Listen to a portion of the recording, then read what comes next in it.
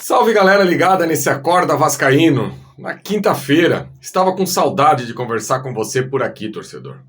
Eu tive a oportunidade de, na segunda-feira, estar presente aí na festa de aniversário de 5 anos do canal e queria deixar bem claro aqui o meu orgulho e minha felicidade em fazer parte desse projeto.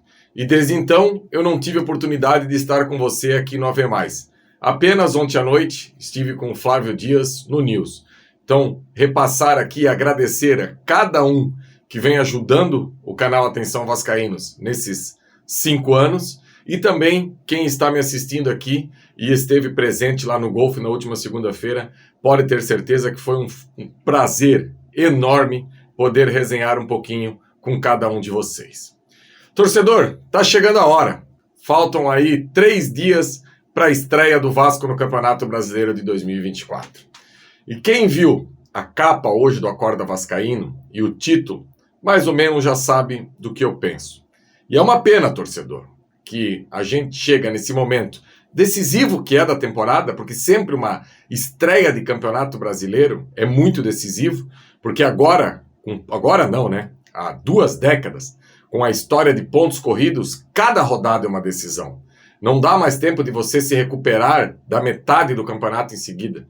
Você precisa já, desde o início, ir somando pontos para depois lá na frente ficar mais tranquilo.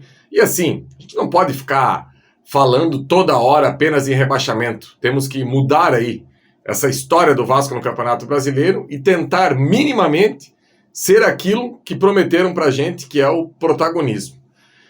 E o que me deixa muito assustado é não saber a cara que o Vasco vai colocar em campo no próximo domingo. E quando eu falo a cara, torcedor, não é uma cara apenas da equipe titular, que hoje nenhum torcedor vascaíno sabe a escalação do Vasco. Muito pelo contrário.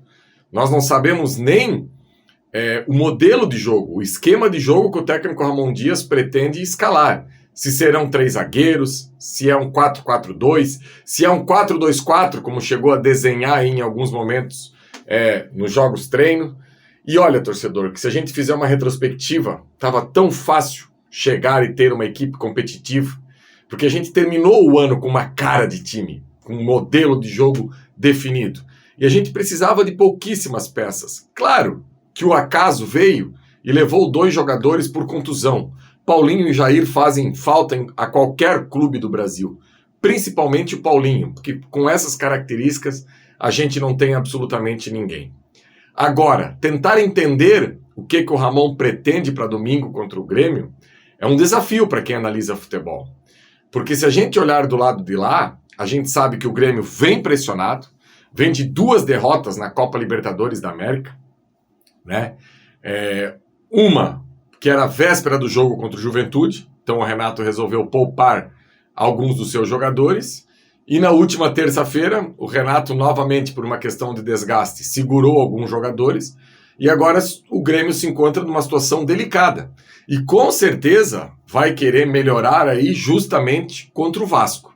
E olha que o Grêmio traz uma memória afetiva muito boa, que foi em relação à arrancada do Vasco ano passado no Campeonato Brasileiro. A gente não pode esquecer que a estreia do Verratti foi contra o Grêmio em São Januário, e a partir dali o Vasco deslanchou no campeonato. E eu lembro até hoje certinho a jogada desse gol. Uma tabela entre o Paulinho e o Peck acabou cruzando para trás, e o Verratti veio de cabeça e só completou para o gol adversário, e a partir dali o Vasco começou a competir no Campeonato Brasileiro de 2023 e acabou escapando aí do rebaixamento. E as equipes do Renato Gaúcho sempre são equipes muito ofensivas.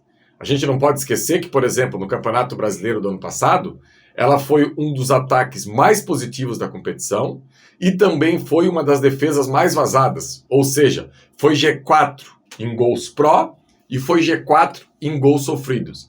E eu tenho certeza que toda a comissão técnica do Emiliano está aí debruçada em cima desses números, tentando uma maneira de envolver essa equipe do Grêmio. Eu lembro, por exemplo, quando eu estava presente na Arena do Grêmio ano passado, quando foi 1-0, gol do ET, do Soares, que é nítido no estádio que você percebe, quem gosta dessa parte tática, que a equipe do Grêmio tem muita dificuldade de fechar as linhas, de jogar compactada. Inclusive, quando o Grêmio sofria, naquela oportunidade contra o Vasco, alguns contra-ataques, era até engraçado de ver a maneira que a equipe do Grêmio se comportava, porque até para passar da linha da bola, alguns jogadores do Grêmio tinham dificuldade. Muito pelo estilo do Renato, que sempre prima muito por jogar ofensivamente. E daí tem uma pegadinha, porque eu sinto falta de jogadores nesse elenco do Vasco, se a gente tentar optar aí de jogar de uma forma reativa contra o Grêmio. Será que a gente tem jogadores que conseguem fazer isso? Eu já começo desde os nossos volantes. Nós temos volantes para pisar na área, nós temos volantes com alegria nas pernas, que possam chegar ao gol adversário. São todos de uma característica muito parecidas, não são jogadores de velocidade, sabe? Tem a questão do Payet, será que o Payet joga? Será que o Payet não joga? A gente também fica em dúvida. Unanimidade lá na frente, apenas o Verratti. Mas eu acho que seria muito interessante para esse jogo do domingo a gente optar, por exemplo, pelo David. Porque a força do David, a arrancada do David, pode ser algo muito positivo para o Vasco, esse confronto contra o Grêmio. Principalmente para essa questão que eu acabei de levantar aqui para vocês, que é essa questão da recomposição defensiva do Grêmio, que o Grêmio tem muita dificuldade para realizar isso. E é uma pena também, no quesito torcida, empolgação, que eu percebo no torcedor do Vasco, não é uma alegria que esse Vasco vai voltar a jogar, é uma angústia. O torcedor do Vasco hoje ele tem uma angústia pela estreia na equipe no campeonato. E é claro que o Vasco pode chegar domingo e fazer um bom jogo e ganhar do Grêmio. O futebol é assim. Esse ano o Vasco já fez boas partidas. Claro que também já decepcionou demais, eu não preciso nem falar aqui o que eu penso da eliminação do Campeonato Carioca, todo mundo já sabe. Só que assim, o torcedor que vai lotar São Januário, eu não tenho dúvida, ele merecia uma contratação, 2 contratações, sabe? Ele sair de casa hoje para ver o jogador A, o jogador B, como é que vai se comportar com a camisa do Vasco.